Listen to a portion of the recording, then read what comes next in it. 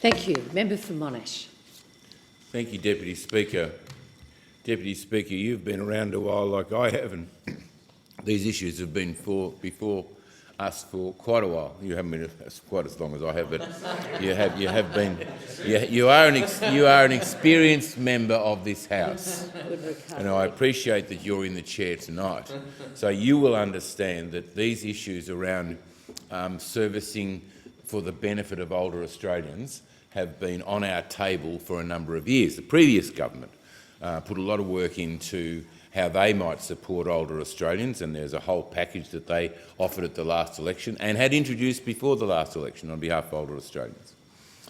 This new government, and I call it a new government of only 6 months, this new government has put some of those policies into practice and made it easier for pensioners to earn more. But the disincentives for pensioners and recipients of benefit from government is this, that they live a precarious lifestyle unlike us.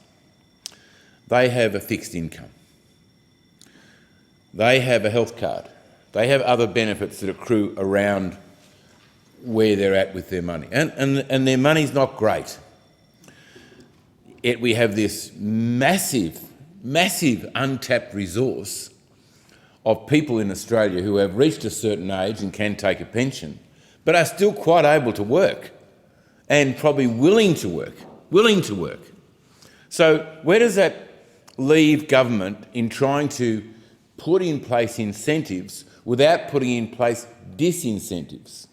So if their health card is threatened, they choose not to work. If other accrued benefits are threatened, they will choose not to work. In fact, ask any unemployed woman in particular, sometimes with children, but with other responsibilities, why they are not necessarily taking up the opportunities they need to take up, because they can't afford to lose their benefit. Why? Because it takes so long to go through the process to get back onto the benefit. So they're threatened by the fact that, but what if I lose my benefit because I've gone to work?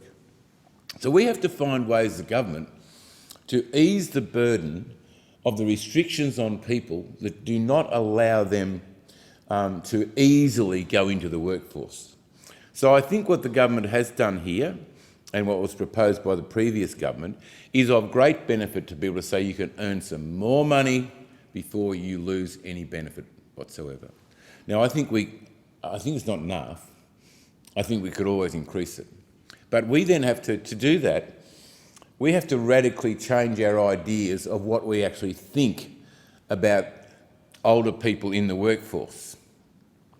Are we prepared to be radical enough as a nation to say we're prepared to pay you a pension and we'll benefit you by saying, and you can work much more hours than this without losing your health card, or without losing part of your pension, or without losing. And I think there'd be great, look, we are so desperate for nurses, healthcare workers, hospitality workers. Even if you're not up front, you can be in the background. There's such shortage. You know, you walk into a community, I could walk into your community, Deputy Speaker, and there'd be a sign, "We are hiring, come and see us, come and talk to us." And I do see now, probably because of this policy, more older Australians actually working behind the counter, especially in some of the bakeries and food outlets that I see. And the socialisation that comes along with work makes a huge difference to the lifestyle and the opportunities that people have. They're suddenly back into society, back in the community. We don't want people sitting at home if they don't want to sit at home.